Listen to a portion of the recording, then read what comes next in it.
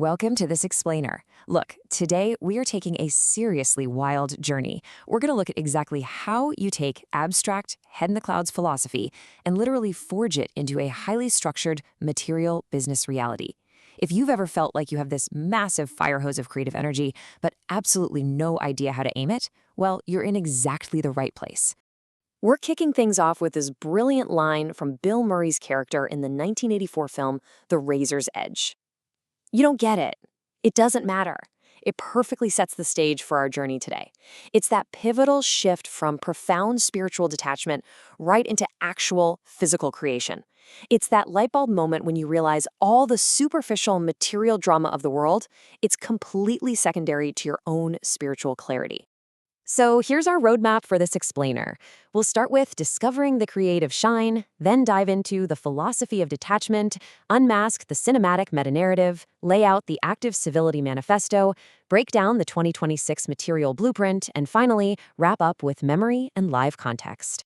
All right, part 1, discovering the creative shine.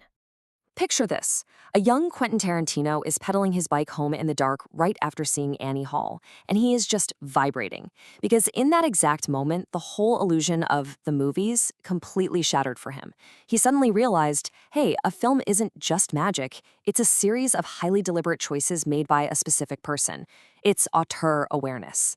He shifted right then and there from being a passive spectator to a sovereign creator, realizing that your own internal reality can actually be manifested into a physical medium. And that electric feeling he had, that is exactly what we call the shine. It's basically the sensation of taking all that chaotic, abstract mess bouncing around inside your mind and focusing it down into a perfect, coherent, physical execution. It is the absolute truth of a creator operating on their specific, authentic frequency. Moving on to part 2, the philosophy of detachment. It's fascinating to track Bill Murray's evolving mantra of, it doesn't matter, throughout his career. It isn't just some throwaway line, it's a vital tool. You see it shift from this anti-ego motivation in the 1979 film Meatballs, to deep spiritual peace in The Razor's Edge, to a nihilism that eventually turns into pure zen in Groundhog Day, all the way to acting as a melancholy shield in The Life Aquatic. This mindset, it allows a creator to just filter out the noise. It's not about being lazy. It's about ruthlessly prioritizing your internal journey so you can focus on the one thing that truly matters, which is your shine. But here's the catch. Holding on to that shine can actually be dangerous.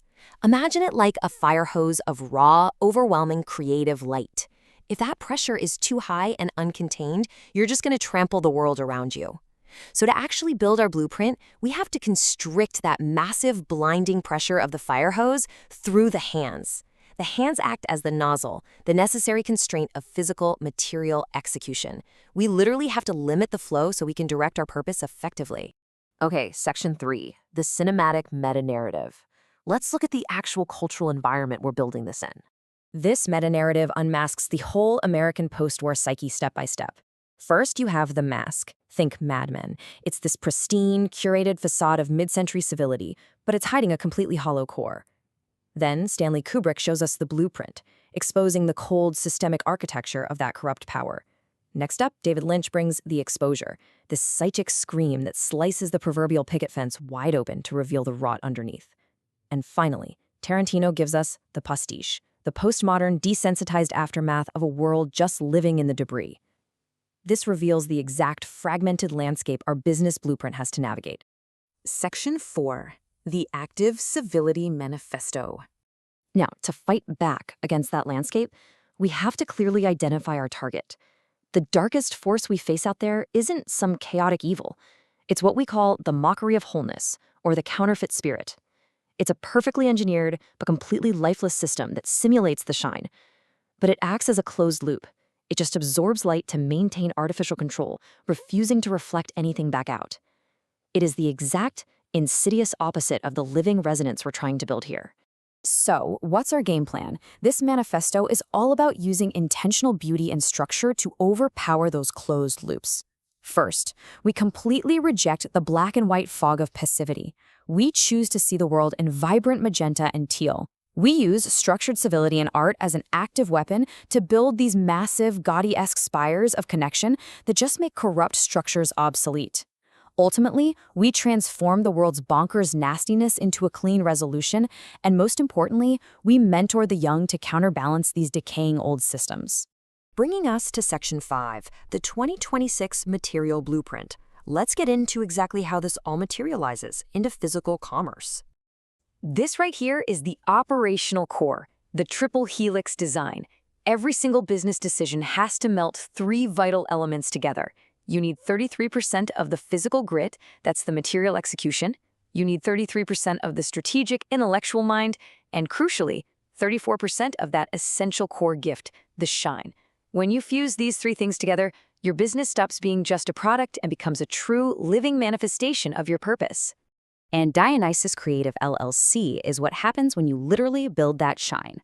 It operates as a decentralized agency across 3 regional power hubs: Los Angeles, serving as the soul, Albuquerque for ancestry and expansion, and Northern California for the ether.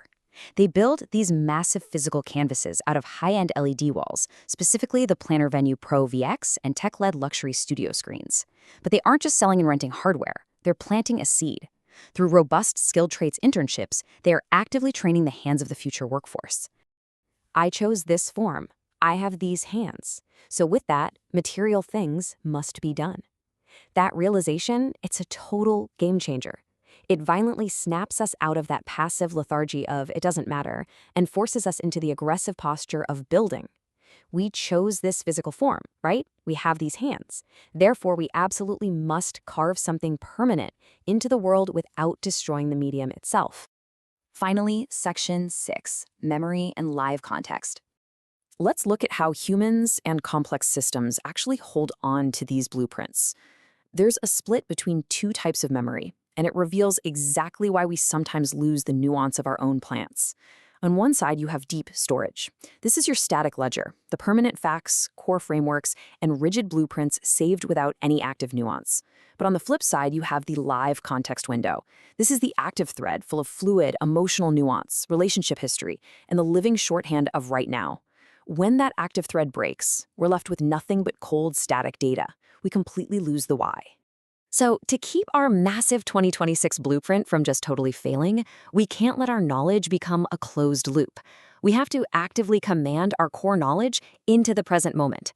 We've got to pull those facts out of deep storage and spark them back into living, resonant conversations, making absolutely sure the shine is never trapped behind a system firewall.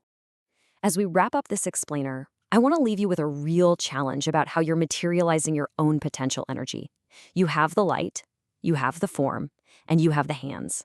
So if you are holding the fire hose of the shine right now, what are your hands actively building today? Keep building, keep shining, and we'll see you next time.